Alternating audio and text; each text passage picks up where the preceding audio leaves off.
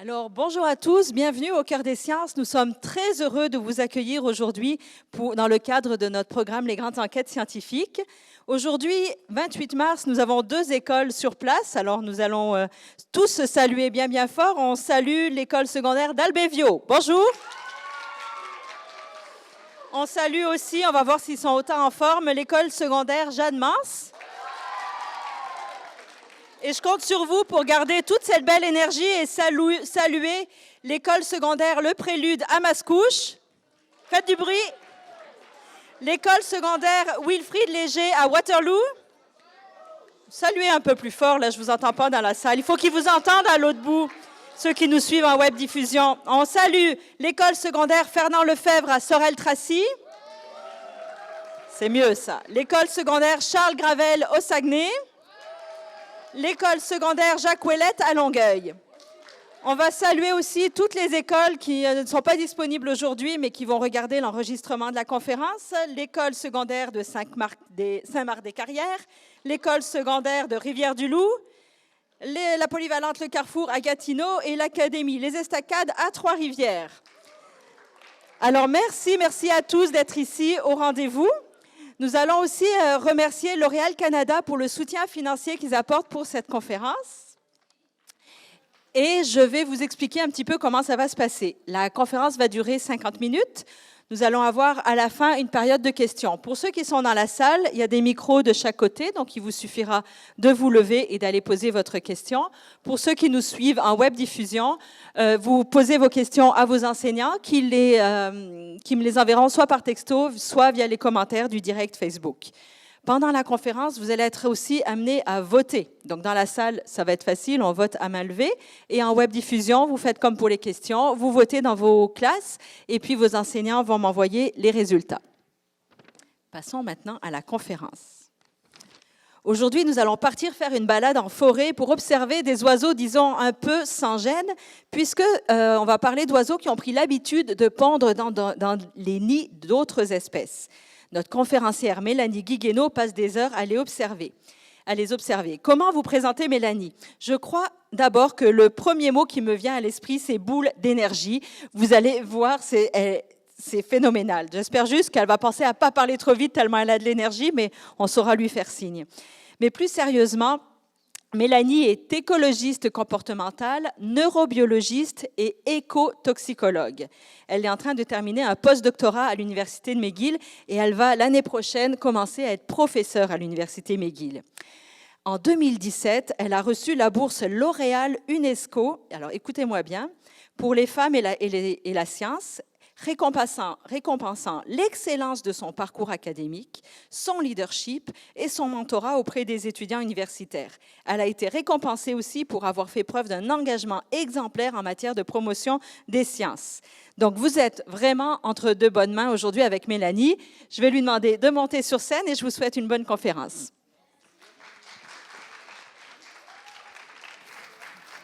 Merci beaucoup.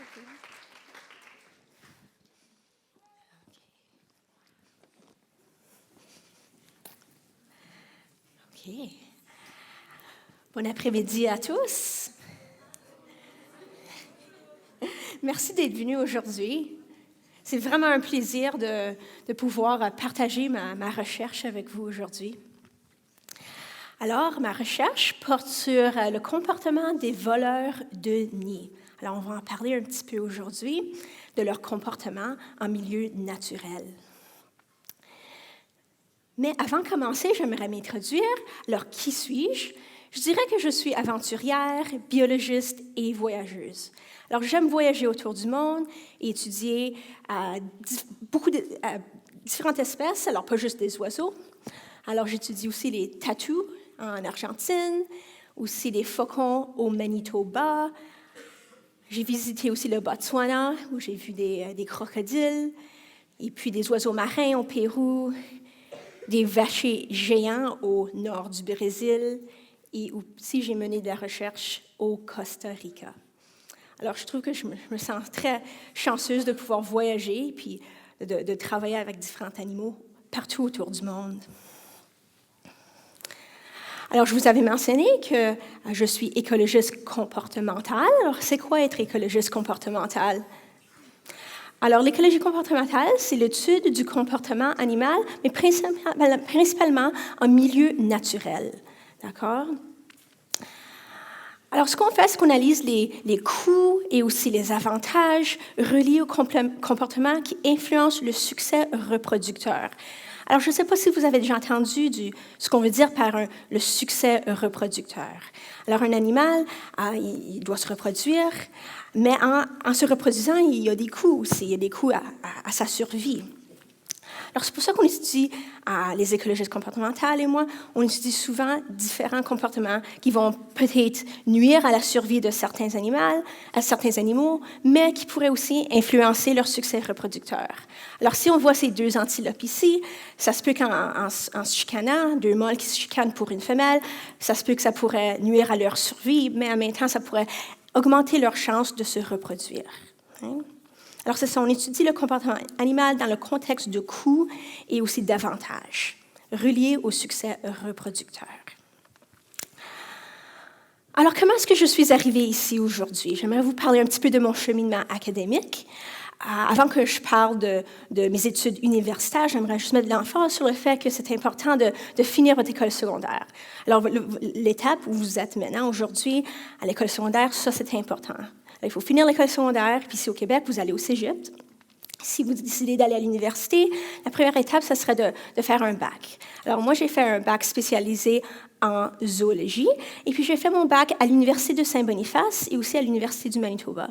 Alors, j'ai fait un bac bilingue. Alors, mes 2 premières années, je les ai passées à l'Université de Saint-Boniface, puis mes 2 dernières années à l'Université du Manitoba. Alors, l'Université de Saint-Boniface, c'est la seule université francophone au Manitoba.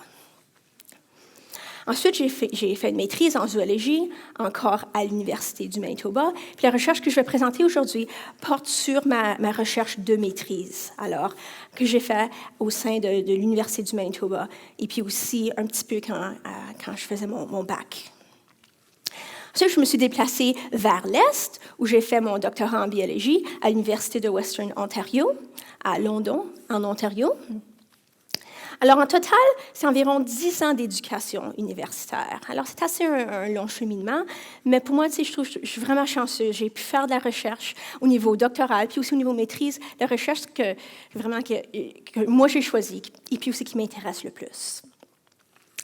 Alors, après avoir fini un doctorat, souvent, les biologistes, ils vont faire différents projets de recherche dans des laboratoires. Par exemple, j'ai fait de la recherche dans un laboratoire au sein d'un projet du gouvernement fédéral avec Environnement et Changement climatique Canada, puis aussi à l'Université McGill. Puis présentement, je fais mon 3e postdoctorat. Alors, c'est assez long, mais vraiment, ça a valu la peine parce que j'ai juste appris il y a 2 mois que l'Université McGill m'a offert un poste de professeur menant à la permanence. Alors, je serai professeur de biologie à partir de janvier 2019. Alors, merci beaucoup. Merci beaucoup. Merci beaucoup. J'en suis très, très reconnaissante. OK, alors là, j'aimerais passer à une information un peu plus personnelle. Alors, qui suis-je? Alors, vous avez peut-être remarqué que mon accent est un peu différent de le vôtre. Je n'ai pas un accent québécois. Alors, je suis manitobaine. Puis je suis plus précisément franco-manitobaine. Alors, la plus grande population francophone à l'ouest du Québec se situe au Manitoba. Plus précisément, la majorité des francophones vivent à Saint-Boniface, dans le quartier francophone, mais aussi dans des petits villages au sud, puis aussi au nord de Winnipeg, la capitale du Manitoba. Alors, il y a beaucoup de personnages très, très reconnus qui viennent du Manitoba, qui sont des franco-manitobains comme moi. Alors, premièrement, ça se peut que vous en avez entendu parler, Louis Riel. Oui. Alors, on a Louis Riel, c'était vraiment le père du Manitoba. Et puis aussi, le leader de la nation métisse et puis le leader des franco-manitobains. Puis aussi, on a Gabrielle Roy, une écrivaine de renommée internationale. Et puis aussi Daniel Lavoie, un auteur, compositeur, interprète aussi reconnu à travers le monde. Alors moi, je suis une native du Manitoba. J'aimerais vous présenter un autre natif du Manitoba, ou natif des prairies, alors le vacher à tête brune. Alors je vous introduis mon sujet de recherche. Alors vous pouvez voir à gauche Ça, c'est le mâle. Alors, c'est pour ça qu'on l'appelle vacher à tête brune. Le mâle a une tête brune. Puis un corps noir luisant. Puis la femelle est brune. Puis on peut voir aussi que c'est des oiseaux assez petits, de 40 à 50 grammes. On peut voir dans la photo, on voit la femelle, la photo à droite, on voit deux doigts d'une personne. Alors, ça donne une idée de combien grands ils sont, ces oiseaux. C'est assez petit, 40 à 50 grammes. Vraiment, cette espèce-là était vraiment au cœur de ma recherche durant les dernières 10 années de recherche. Alors, le vacher à tête brune. On l'appelle un vacher maintenant, en 2018, parce qu'il va souvent interagir avec les vaches. Mais avant, on ne l'appelait pas un vacher, on l'appelait l'oiseau bison. Et puis les peuples indigènes des prairies, notamment les Lakota, les appelaient des wapatanka, qui veut dire oiseaux bisons. Pourquoi est-ce qu'on les appelait des oiseaux bisons avant? Eh bien, avant, on avait beaucoup de bisons dans les grandes plaines, dans les prairies. Puis ce qu'il y avait une relation symbiotique entre le vacher et puis le bison. Alors, le vacher, lui, se promène sur le dos des bisons ou des vaches, et puis il enlève les parasites, les insectes, puis il les mange. Puis en même temps, le bison ou la vache, ils vont se promener sur les prairies, puis ils vont faire bouger les insectes, qui va permettre aux vachers de les manger. C'est pour ça qu'on parle de relations symbiotiques. Mais aujourd'hui, on les appelle des vachers parce que malheureusement, on n'a pas beaucoup de bisons dans les plaines. Hein? Depuis l'arrivée des Européens, les nombres des bisons ont diminué drastiquement. Alors, nos oiseaux bisons ou nos vachers, deux noms synonymes. Hein? Alors, je vais poser cette question ici. Pourquoi utiliser le vacher en écologie comportementale? Hein, pourquoi? Pourquoi est-ce que c'est une espèce spéciale? Mais pourquoi? Eh bien, 99% des espèces d'oiseaux profitent des soins parentaux de leur propre espèce. Alors, on peut voir ici, il y a différentes espèces qui s'occupent de leurs propres jeunes, de leurs propres oisillons. Ce qui est intéressant, un autre côté ici, c'est que les oiseaux, ils sont assez différents des mammifères. Alors, 90% des oiseaux, on voit que le mâle et la femelle s'occupent des jeunes. Tandis qu'avec les mammifères, c'est souvent la femelle qui s'occupe des jeunes. 90% des espèces chez les mammifères, on voit que c'est seulement la femelle qui s'occupe des jeunes. Alors, les oiseaux sont un peu différents, je dirais très différents des mammifères quand on parle de soins parentaux. Alors, si on retourne à notre 99% des espèces d'oiseaux profitent des soins parentaux de leur propre espèce. Okay. N'oubliez pas ça. Mais les vachers, eux, ils ne s'occupent pas de leurs propres jeunes. Ils sont des parasites de couvée. Alors, on peut voir, à la gauche, on voit une femelle vacher qui pond son œuf dans un nid de paruline jaune. Alors, paruline jaune, c'est une des espèces hôtes. Alors, on peut voir aussi à droite, on voit un œuf de vacher, un gros œuf de vacher avec 5 petits œufs de paruline jaune. Alors, après l'éclosion, ce qu'on voit, on voit un gros vacher, il est beaucoup plus gros que les autres oisillons de la paruline jaune. Puis ensuite, une fois qu'il sort du nid, la paruline jaune continue à le nourrir. Puis on voit une grande différence. Je dirais qu'il est vraiment comme un monstre, comparé à la petite paruline jaune qui le nourrit. OK. Mais ce n'est pas juste les vachers qui sont des parasites. On a beaucoup d'autres espèces d'oiseaux qui sont des parasites. Autour du monde, on en a environ 100 espèces parasites. Alors, en Europe et en Asie, si vous voyez en haut à gauche, on a le coucou gris. Et puis à droite, en haut, on voit l'hétéronette à tête noire. C'est un canard qu'on retrouve en Amérique du Sud. En bas à gauche, on a le grand indicateur qu'on retrouve en Afrique. Puis en bas à droite, on a la veuve dominicaine qu'on retrouve aussi en Afrique. Alors ça, ce sont des exemples des 4 des 100 espèces parasites de couvée. Alors, chez certains parasites, on retrouve la coévolution. Alors, le terme coévolution était dans votre cahier d'exercice. Alors, je vais juste vous expliquer c'est quoi. Puis j'aimerais juste mettre l'emphase sur le fait que ce n'est pas tous les parasites où on voit de la coévolution, mais on en voit avec certaines espèces.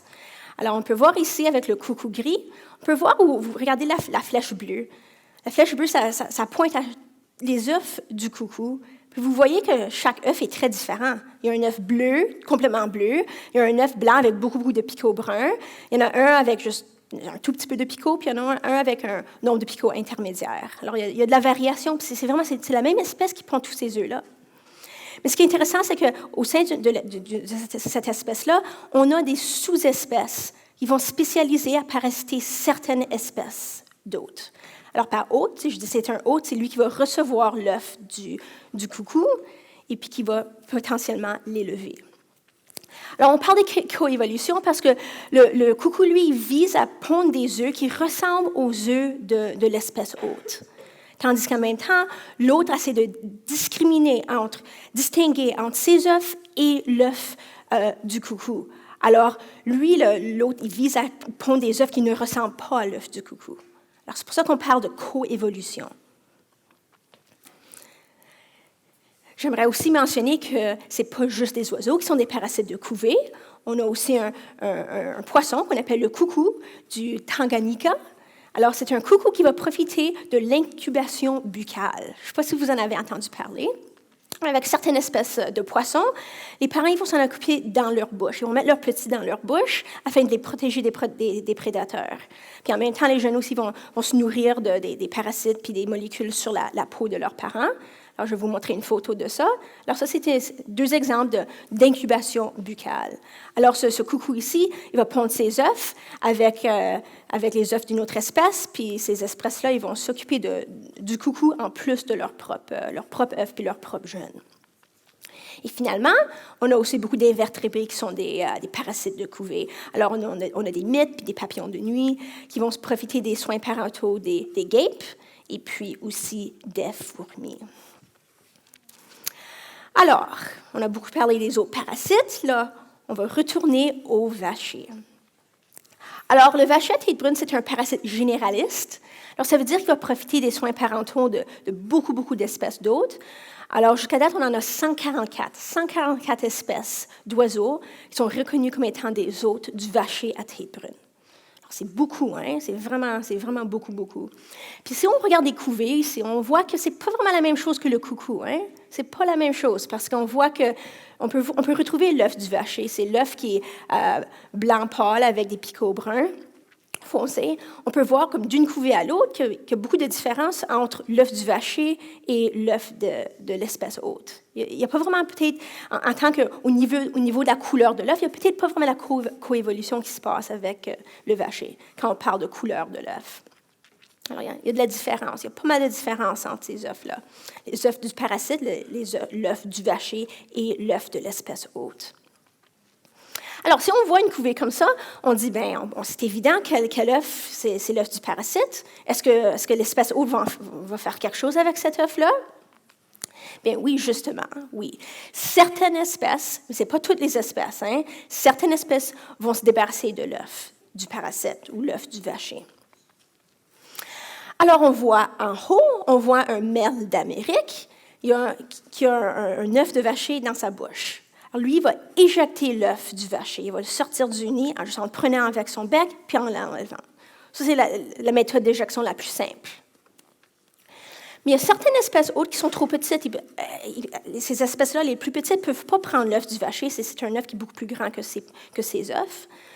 Alors, certaines espèces vont abandonner complètement leur nid. Alors, on appelle ça la désertion ou l'abandon complet.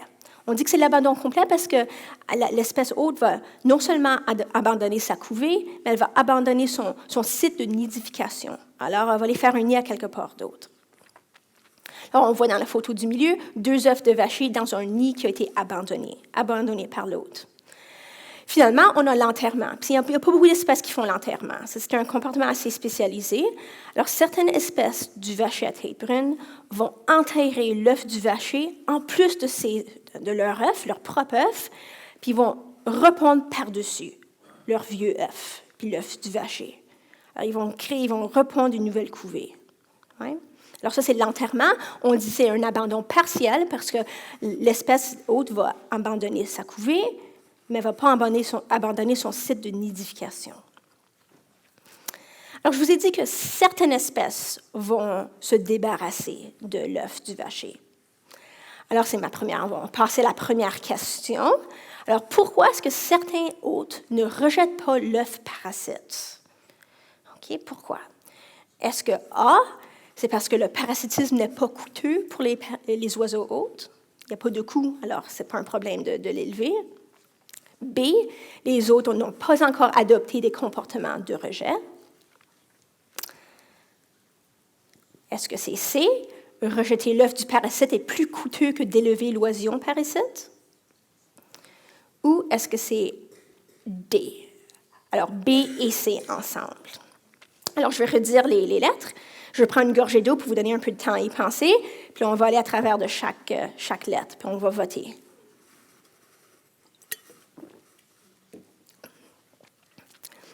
Alors, qui pense que c'est A? Le parasitisme n'est pas coûteux pour les oiseaux hôtes. 1, 2, 3, 4, 5. OK, environ 4 à 5. OK. Qui pense que c'est B? Les autres n'ont pas encore adopté des comportements de rejet. OK. Je dirais 1, 2, 3, 4, 5, 6, 7, 8, 9, 10, 11, 12, 13, 14, 15, 16, 17. Je dirais comme 21, 22. OK?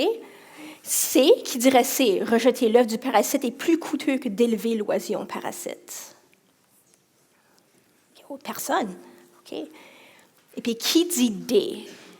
D, A. Ça, c'est bien. On va voir combien. Ça, c'est 1, 2, 3, 4, 5, 6, 7, 8, 9, 10, 11, 12, 13, 14, 15, 16, 17, 18. Je dirais que c'est 28, 29. Alors, je dirais que vous autres, vous dites D. Qu'est-ce que les Alors, autres... on a pas mal de réponses ici. À Sorel-Tracy, on répond B. À Mascouche, on répond D. Et l'école Charles Gravel à Saguenay répond B aussi. Les autres, on n'a pas de nouvelles. Donc, tu peux continuer. D'accord. Alors, B, puis il y en a qui ont dit B, puis vous autres, vous avez dit aussi D. Alors, la réponse, c'est ça, B et C. Un peu.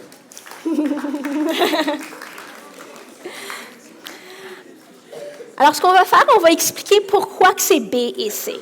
Je comprends, il y en a qui ont dit B, mais aussi c'est C. Alors, C, c'est pas aussi évident. Puis on va expliquer pourquoi. Puis on va vous montrer la preuve, pourquoi que C, c'est vrai. Alors, avant de continuer, on a déterminé, alors, si la réponse est D, alors B et C, ça veut dire que A est faux. Hein? Le parasitisme n'est pas coûteux pour les oiseaux hôtes. Alors, c'est faux, je l'ai mis en rouge. J'aimerais vous expliquer pourquoi que c'est faux. D'accord? Alors, il y a des coûts de parasitisme pour les espèces hôtes. Il y en a beaucoup. Il y a deux raisons pour lesquelles le parasitisme est très coûteux pour les espèces hôtes. Alors, premièrement, on a la perte d'œufs de l'hôte. Alors, je vous ai dit que les parasites de couvée vont pondre leur œuf dans le nid d'une autre espèce, mais en plus de ça, il y en a beaucoup qui vont retourner à ce nid-là et enlever un œuf de l'hôte. Alors, ça, c'est un coût. C'est un coût qui influence le succès reproducteur de l'hôte en enlevant un œuf. Il va perdre un oisillon. Alors, ça, c'est un coût. Le deuxième coût, c'est que les oisillons de l'hôte reçoivent moins de nourriture que le parasite. Alors, vous pouvez voir ici dans la photo, en bas à droite, le vacher est beaucoup plus grand que les trois petites parulines. Hein? Alors, ils sont plus grands, ils vont profiter plus des soins parentaux de la paruline que les parulines, les oisillons de la paruline. Alors, il y a des coûts associés au parasitisme. Alors, on continue. Alors, on retourne à notre question. On avait dit que B et C sont corrects. Et ce sont les bonnes réponses. Alors, B. Les autres n'ont pas encore adopté des comportements de rejet. Alors, ça, c'est vrai avec certaines espèces. Je vais vous expliquer pourquoi. Alors, on a beaucoup d'espèces qui ont été nouvellement exposées au parasitisme. Alors, pourquoi? Pourquoi est-ce que ça arrive, ça? Bien, si on regarde cette carte ici, ça, c'est l'aire de répartition actuelle des vachers à tête brune. Alors, si vous regardez la carte, durant l'été, la partie rose, c'est l'aire de distribution des vachers durant l'été. Alors, vous pouvez voir des vachers à tête brune ici à Montréal. Alors, le rose, ça l'inclut Montréal aussi. Hein? Alors, l'aire de répartition actuelle est assez grande. Hein? Des vachers, on peut les trouver presque partout en Amérique du Nord. Mais l'aire de répartition originale des vachers était beaucoup plus petite. Elle se retrouvait dans les prairies, dans le Manitoba, l'Alberta, la Saskatchewan, Dakota du Nord, Minnesota. Alors, dans les prairies, on ne les retrouverait pas ici. Alors, ce qui est arrivé, c'est qu'après l'arrivée des Européens, on a coupé des arbres, on a coupé des forêts, on s'est débarrassé des forêts afin d'accommoder des champs agricoles. Alors ça a vraiment ouvert le terrain, ouvert l'habitat du vacher qui lui a permis de se répandre partout en Amérique du Nord. Parce que le vacher aime beaucoup les espaces ouverts, mais pas complètement ouverts avec des arbres. Alors, si on avait une grosse forêt dense, puis on a coupé des arbres, ça permet d'ouvrir la forêt puis de permettre les vachers à pénétrer dans cette plus grande distribution. Alors, cette conséquence, c'est que là, on va retrouver des vachers dans des endroits où on n'en retrouverait pas avant, puis là, il va y avoir des espèces autres qui n'ont jamais été exposées au parasitisme. Alors, des espèces beaucoup plus vulnérables. Hein? Alors, je vais vous en présenter une. Alors, on a la paruline du Kirtland. Alors, cette espèce-là n'était pas dans l'aire de répartition originale des vachers. Alors, on la retrouve dans l'État du Michigan, aux États-Unis, parfois aussi un peu en Ontario. Alors, cette espèce a été récemment exposée au parasitisme. Alors, elle a une absence de comportement de rejet. Elle n'a pas eu assez de temps d'évoluer un comportement de rejet. D'accord? Quand on parle d'évolution, on parle de changement de comportement, puis le fait que les individus qui ont un comportement important, qui leur permet de survivre, ces espèces-là survivent. Et puis, ils continuent à se répandre, puis à se reproduire dans la prochaine génération. Alors, on a besoin du temps à évoluer en comportement. Mais cette espèce-là a seulement été récemment exposée au vacher, mais elle n'a pas eu le temps d'évoluer ces comportements-là. Alors, la paruline de Kirtland, c'est une espèce en voie de disparition, mais les représentants du gouvernement au Michigan, ils s'assurent de contrôler les nombres de vachers dans l'État afin de protéger cette espèce. Alors, on espère vraiment qu'elle ne va pas disparaître. Alors, on retourne à notre question. Question C. Rejeter l'œuf du parasite est plus coûteux que d'élever l'oisillon parasite. Je vous ai parlé des différents types de rejet. Pourquoi est-ce que les comportements de rejet, pourquoi est-ce qu'ils sont coûteux? Bien, on va en parler. Alors, premièrement, j'aimerais vous présenter mon site, le site où j'ai mené ma recherche sur les vachers et sur les parulines jaunes. Alors, ce site de terrain est situé au sud du lac Manitoba. Alors, on peut voir l'étoile jaune sur la carte. Le Manitoba, c'est à l'ouest du Québec. C'est vraiment au centre du Canada, au centre du Canada. Alors, les parulines jaunes vont nicher juste dans la forêt que vous voyez entre le lac Manitoba et le marécage Delta. Ils vont nicher là, en grande densité. Des fois, certaines années, en 3 semaines, je pouvais trouver jusqu'à 500 nids de parulines jaunes. Alors, c'est beaucoup de nids. Alors, j'avais une grande équipe qui m'aidait à chercher les nids. Alors, ce site-là, c'était un site qui était affilié à l'Université du Manitoba. Alors, me voici. Alors, ça, c'était un jour typique sur le terrain. Vous pouvez pas bien voir mon visage parce que je porte un filet. La raison pour laquelle je porte un filet, c'est qu'il y a beaucoup d'insectes à ce temps-là. C'est proche d'un marécage, c'est au printemps, au mois de mai. Il y a beaucoup d'insectes. C'est très bien pour les parulines. C'est très bon pour les parulines parce qu'elles se nourrissent d'insectes. Ça leur permet de pondre leurs œufs puis nourrir leurs jeunes. Mais en tout cas, moi, je dois me protéger de ces insectes-là. J'ai des bottes, un manteau, j'ai un petit livre où j'écris tout. J'écris l'endroit où j'ai trouvé un nid, puis l'état, le stade du nid, si je vois 1, 2, 3 œufs dans le nid. Alors, je cherchais des nids de parulines. Alors, qu'est-ce que je faisais quand je cherchais? Je cherchais dans la forêt, puis on regardait juste, par exemple, dans les arbustes. Là, vous pouvez voir, la photo que je viens juste d'ajouter, c'est le début d'un nid. C'est pas très évident, hein? C'est juste le début d'un nid. Alors, c'est du coton et puis aussi des herbes fines que la paruline utilise pour créer la base, la plateforme de son nid. Puis ensuite, elle va ajouter les murs de son nid pour créer une petite tasse, hein? Un nid en forme de tasse. Alors, quelques jours plus tard, le nid devient comme ça. C'est comme ça qu'il y a de l'air, un nid complet. Et puis, j'ajoutais un ruban orange afin de l'identifier. Mais je m'assurais toujours de mettre le ruban assez loin du nid afin de ne pas attirer des prédateurs au nid. Hein, puis je ne voulais pas trop déranger les parulines. Alors, on va retourner au comportement de rejet. On en avait parlé un peu plus tôt dans la présentation. Alors, on va parler de coût de rejet chez les parulines jaunes. Alors, cette espèce ici est assez petite. Alors, elle ne va pas pouvoir faire ce que le merle d'Amérique fait. Je vous ai montré une photo d'un merle d'Amérique qui enlevait l'œuf du vacher, plus tôt dans la présentation. La praline jaune est trop petite pour ça. Alors, elle va utiliser l'enterrement. Alors, je vous dis que c'était vraiment une méthode de recherche spécialisée. Il n'y a pas beaucoup d'espèces qui font ça. Alors, la praline jaune est assez unique dans ce sens-là. Alors, environ 2/3 de ces rejets, ce sont des enterrements, puis 1/3, c'est la désertion. Alors, on va complètement déserter le nid, puis le site de nidification. Mais il y a des coûts associés à ce comportement-là. Ça va lui prendre du temps à répondre, à pondre une autre couvée. Alors, ce qu'on a calculé en faisant nos recherches, on a déterminé que l'enterrement, ça va prendre environ 3 jours. 3 jours pour la paruline d'enterrer l'œuf du parasite avec ses vieux œufs, puis de répondre.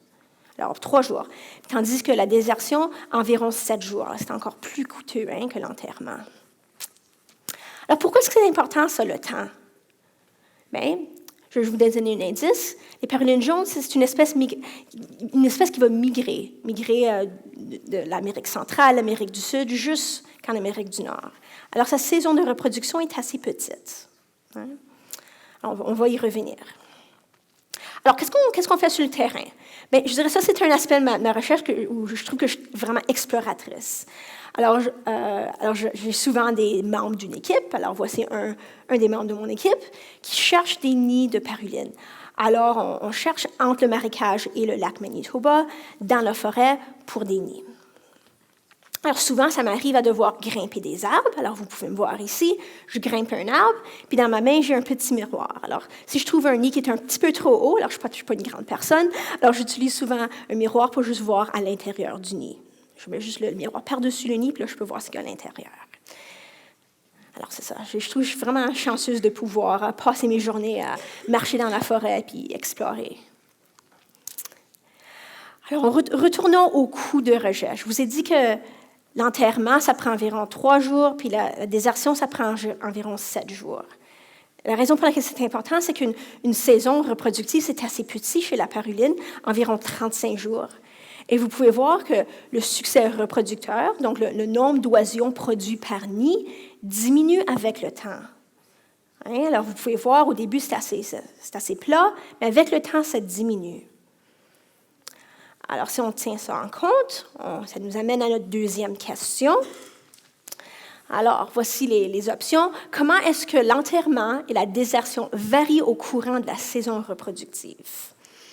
Est-ce qu'on retrouve des oiseaux qui vont enterrer et rejeter plus souvent au début ou plus souvent plus tard dans la saison? Alors, A, ce serait qu'ils restent stables. Alors, on retrouve des incidences d'enterrement, désertion n'importe quand durant la saison. Les taux ne changent pas. Est-ce que B, ils sont plus fréquents au début de la saison? Ou C, ils sont plus fréquents à la fin de la saison? Okay. Je vais vous donner le temps d'y penser. Je vais prendre une gorgée d'eau, puis on va aller aux questions. Aux réponses. Alors, A, qui pense qu'il reste stable au courant de la saison reproductive? 1, 2. OK. 2 ou 3. Qui pense c'est B? Ils sont plus fréquents au début de la saison. Ah oui, il y en a beaucoup. Là. 1, 2, 3.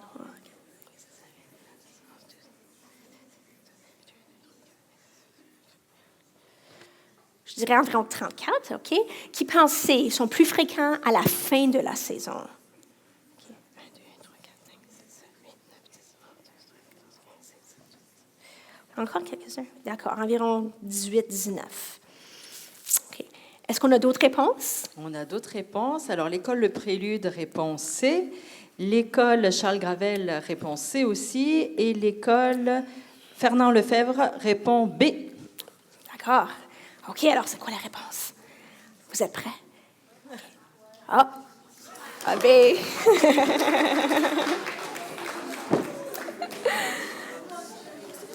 Alors, ils sont plus fréquents au début de la saison. Hein? OK. Pourquoi? On va retourner à notre graphique.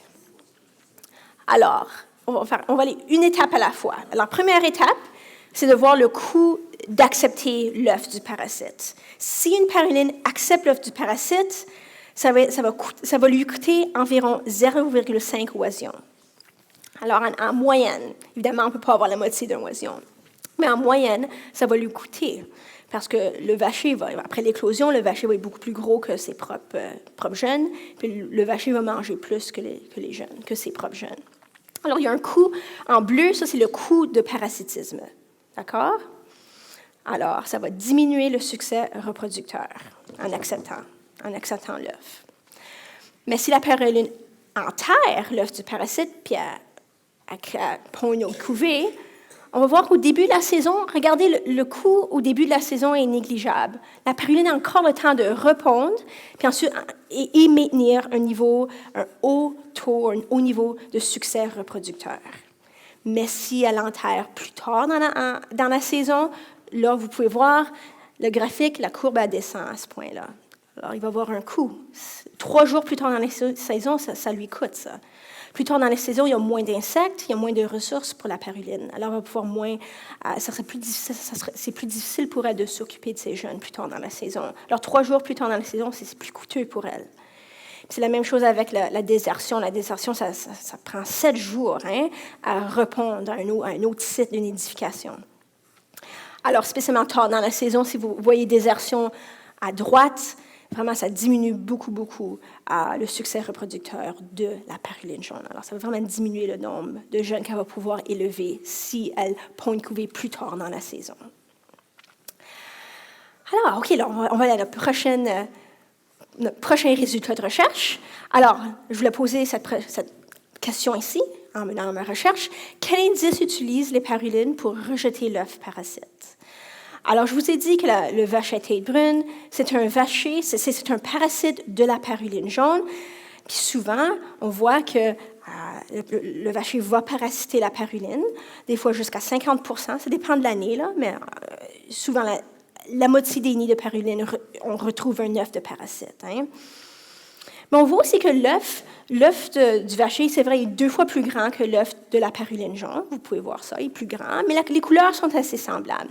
Moi, ce que je voulais savoir, c'est est-ce qu'il y a certaines caractéristiques de l'œuf du vacher qui influencent le comportement de rejet de la paruline?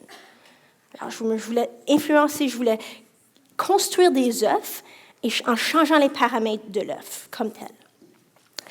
Je me suis dit, comment est-ce que je pourrais faire ça? Je voulais changer les caractéristiques de l'œuf, mais dans un contexte écologique aussi. Je ne voulais pas peinturer un œuf orange. C'est rare des œufs oranges. On voulait changer les caractéristiques de l'œuf dans un contexte écologique. Alors, qu'est-ce que j'ai fait?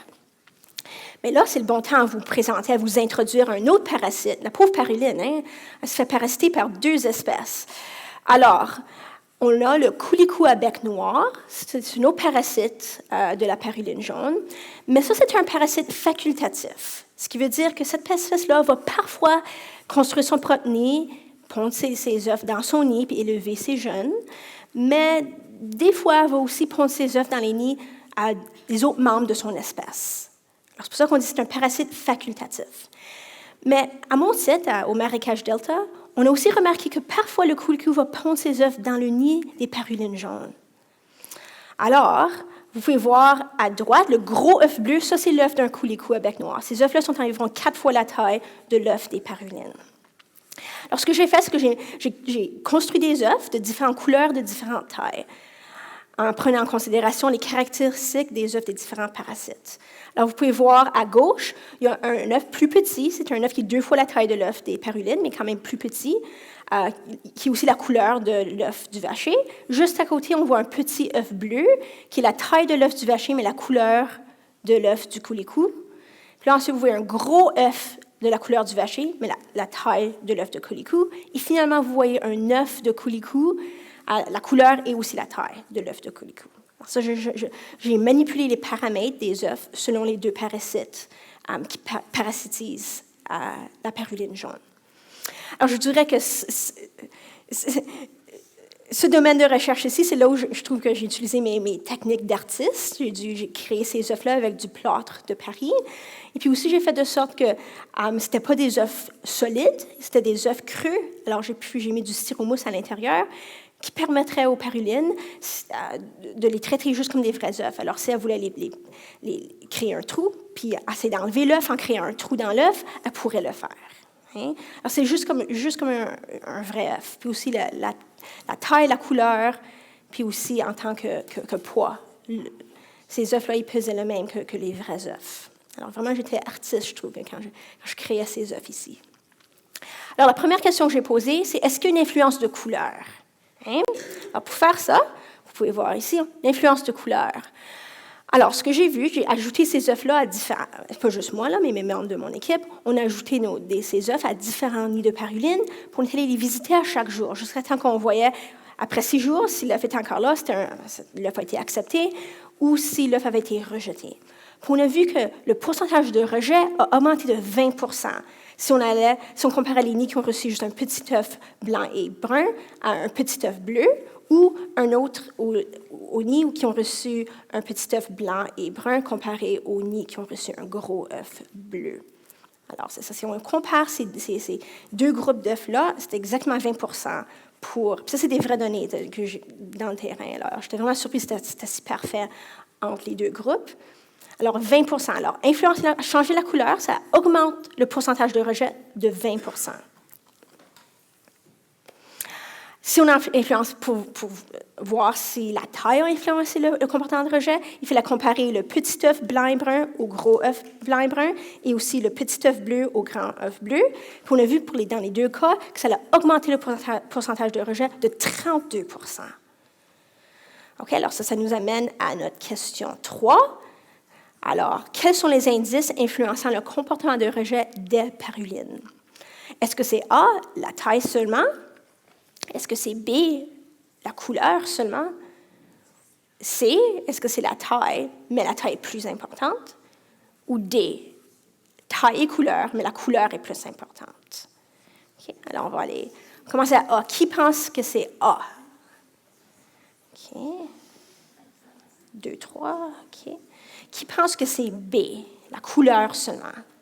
OK. Une. Qui pense que c'est C, taille et couleur, mais la taille est plus importante? Oui, c'est ça. OK, wow, je dirais que c'est plus proche de 40 même. Oui, 40, oui. Et qui pense que c'est D, taille et couleur, mais la couleur est plus importante? OK. 4-5 personnes. 6. OK.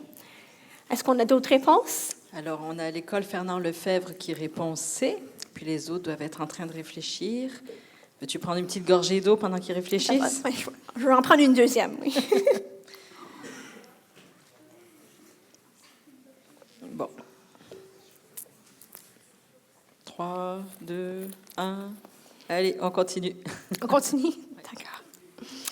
OK, alors, la réponse, c'est C, d'abord. Vous avez eu raison, presque... Vous avez bien fait avec cette question. Alors, c'est ça. OK, alors là, on va passer à notre prochaine question de recherche. Alors, on vient tout juste de parler des caractéristiques de l'œuf, spécifiquement de l'œuf. Là, on va parler de l'interaction entre l'hôte et le parasite. Là, on ne parle pas de l'œuf du parasite. Là, on parle du parasite adulte. Est-ce que l'interaction entre le vacher et la paruline pourrait influencer le comportement de rejet de la paruline? Peut-être. Alors, ce qu'on a fait, on a testé 4 différents indices potentiels pour voir si ces indices-là augmentaient le pourcentage de rejet chez la paruline jaune. Alors, premièrement, on a ajouté des œufs de vacher artificiels à certains nids. Alors, ajouter un œuf, est-ce que ça influence le pourcentage de rejet? 2, on avait une vachée femelle empaillée dans la position de ponte qu'on a on a mis sur le nid avant le lever du soleil. C'est avant le lever du soleil, c'est à ce temps-là que le vacher va parasiter les nids de ses hôtes.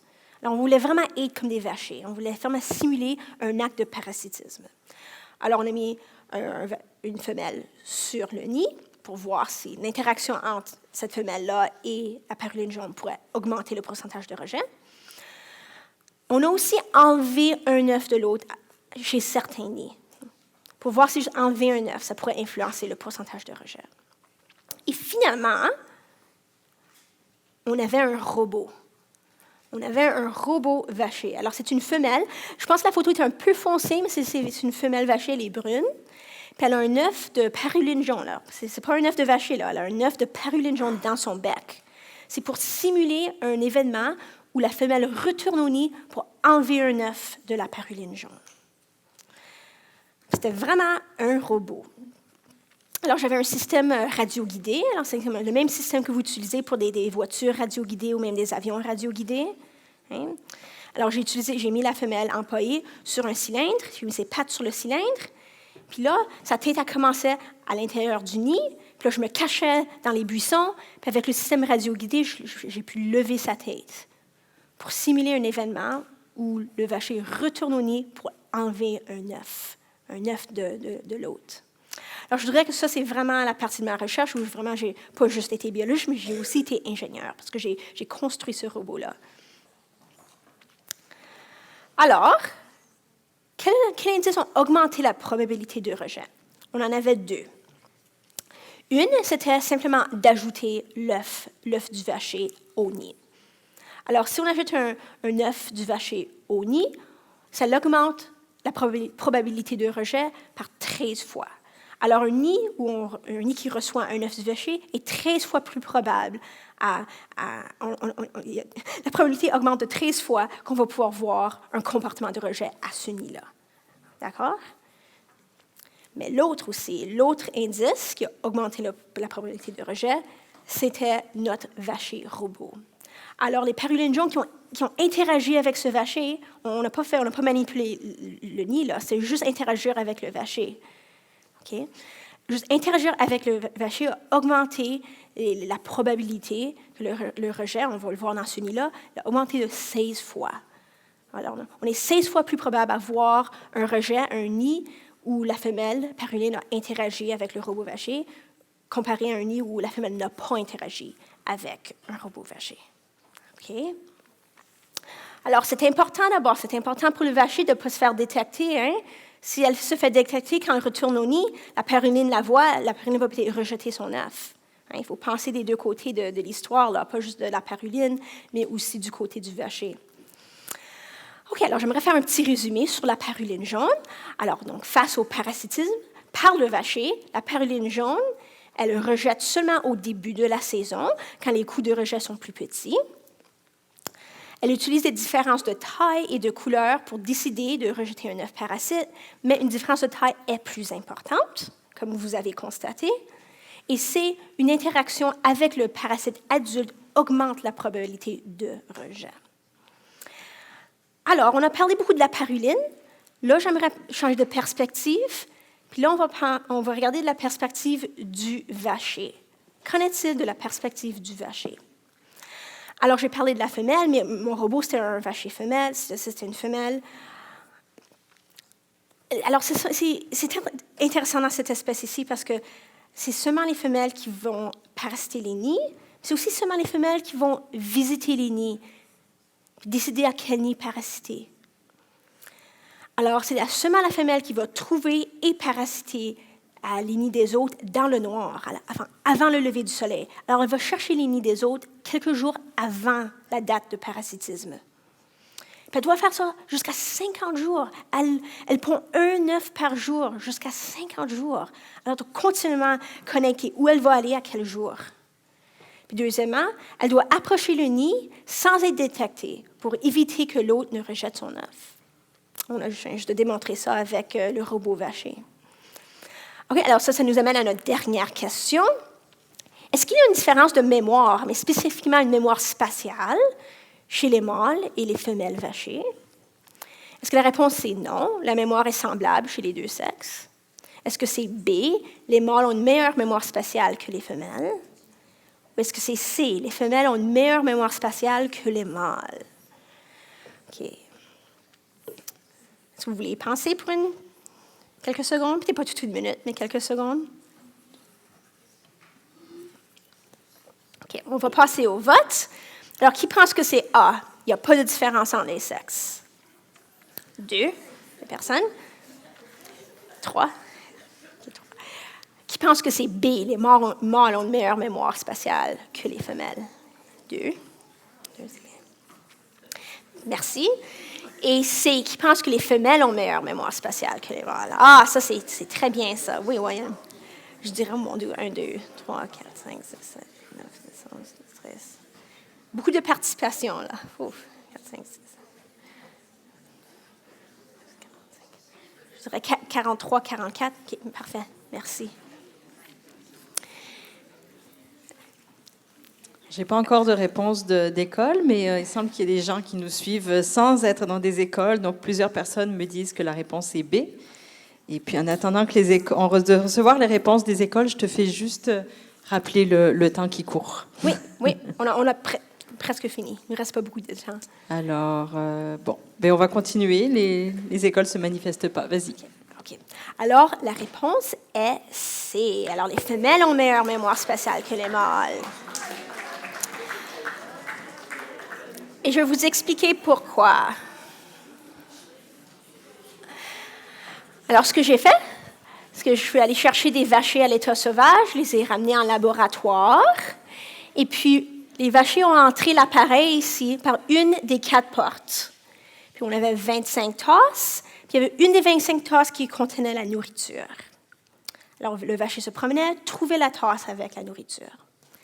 24 heures plus tard, le vacher retournait, puis on avait placé des papiers sur chaque tasse. Puis on comptait le nombre d'erreurs que les vachers ont fait avant de retrouver la tasse avec la nourriture. Alors, les vachers devaient se souvenir d'une tasse pendant 24 heures. Et on va voir.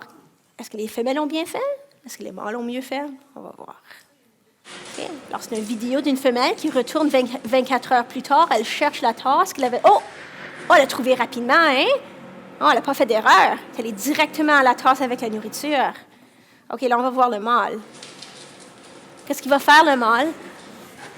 1, 2, oh, mon Dieu.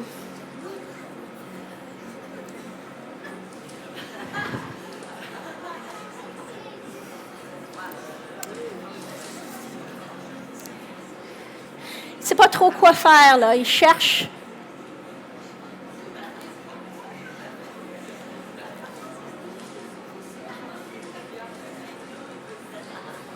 Oh, une autre erreur là. Oh, il retourne à la tasse, la première tasse qui est ouverte.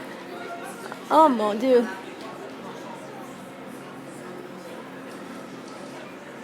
Oh. Oh, il l'a trouvé là. Ouf. Finalement.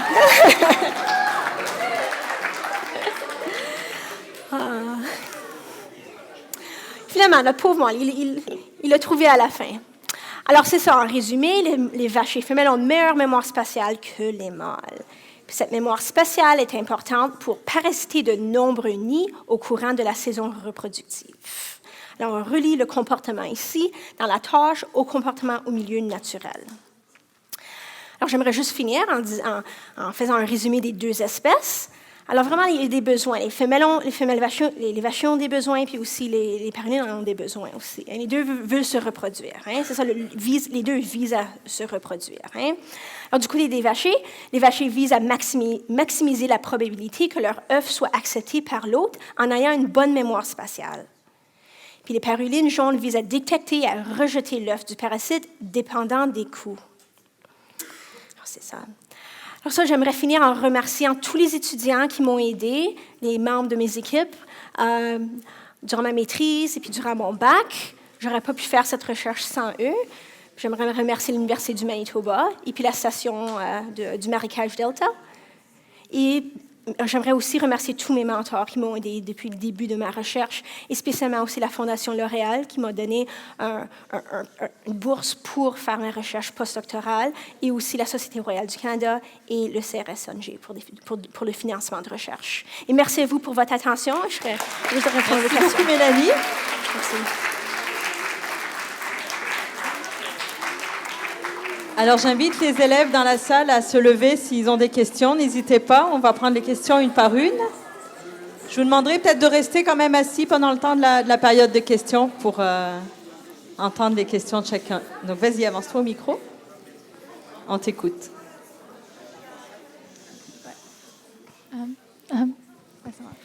Ok, j'aimerais juste savoir pourquoi les parasites ne font pas leur propre nid. Ah, c'est une bonne question. Pourquoi est-ce que les parasites ne font pas leur propre nid? Ouais. Alors, ça, c'est une question qu'on s'est souvent posée. C'est pas vraiment clair. On ne sait pas pourquoi. Une hypothèse, on a beaucoup d'hypothèses, mais une hypothèse principale est reliée aux bisons. Alors, c'est super intéressant. Les bisons, c'est une espèce qui est nomade. Puis, au début de la présentation, je vous ai dit que les vacher et les bisons, ils ont une relation symbiotique. Alors, les vachers, ils ont besoin des bisons pour se nourrir. Les bisons, ils sont nomades. Alors, une des hypothèses est que les bisons, ils sont nomades. Les vachers n'ont pas eu le temps de construire un nid puis de s'occuper des jeunes. Alors, ils ont adopté une méthode de parasitisme en pondant leur œuf dans les nids des autres oiseaux afin qu'ils puissent suivre les bisons sur les prairies. Alors, c'est une super bonne question, mais on ne connaît pas vraiment la bonne réponse. Ça, c'est une des hypothèses. Mais maintenant qu'il n'y a plus de bisons, est-ce qu'ils pourraient développer un autre comportement puis apprendre à faire des nids? On n'a pas c'est une bonne question. On n'a pas un exemple dans le monde, le monde de tous les parasites. Probablement pas, mais c'est toujours possible avec le temps. Il faudra attendre quelques années. L'école secondaire Fernand Lefebvre aimerait savoir, est-ce que la température de l'œuf artificiel peut avoir une influence sur le rejet ou l'enterrement de l'œuf? Ah, ça c'est une très bonne question. Absolument. Oui, ça pourrait. Et puis, vous avez vu que la taille de l'œuf influence le comportement de rejet. Hein? Alors, relié à la taille de l'œuf, c'est les indices tactiles. Alors oui, la température peut influencer le rejet. Alors, ce qu'on faisait, quand on ajoutait nos œufs artificiels au nid, on les réchauffait dans nos mains. On les réchauffait dans nos mains jusqu'à temps qu'ils étaient chauds, puis là, ensuite, on les mettait dans le nid. Alors, pour s'assurer que la température n'influençait pas le comportement de rejet. OK. Ceux qui sont dans la salle, n'hésitez surtout pas à vous lever pour poser votre question. On a une autre question en ligne. Quelle est leur espérance de vie? Donc, j'imagine à chacun des deux oiseaux. Là, tu peux répondre pour les parulines puis les vachers. Mm-hmm. Alors, les vachers, j'en avais durant mon doctorat, l'être en captivité. Puis en captivité, les vachers peuvent vivre assez longtemps si on leur donne la nourriture dont ils ont besoin. Ils peuvent vivre maximum, peut-être 11, 12 ans. Ça, c'était en captivité. À l'état sauvage, moins longtemps. Il y a beaucoup plus de prédateurs, il y a moins de nourriture, la vie est plus difficile. Alors, ça dépend de l'oiseau. 2 à 4 ans. Et puis, c'est la même chose avec les parulines jaunes à l'état sauvage. À l'état en captivité, c'est plus difficile à s'en occuper parce que les parulines jaunes, ils se fient plus sur les insectes que les vachers.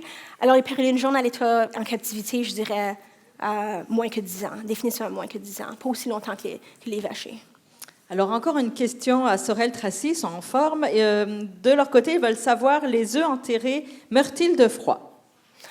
Oui, absolument. C'est ça, ils vont mourir de froid. C'est important, les œufs des oiseaux, ils doivent être tournés de façon régulière, ils doivent rester au chaud afin qu'il y ait une éclosion. Alors ça, ils meurent de froid. Exactement. Alors, on a une question dans la salle qui se prépare. Juste pour savoir, est-ce qu'il avait des oiseaux qui ont remarqué que c'était des faux œufs? Ah, est-ce qu'il y en a qui ont remarqué que c'est des faux œufs?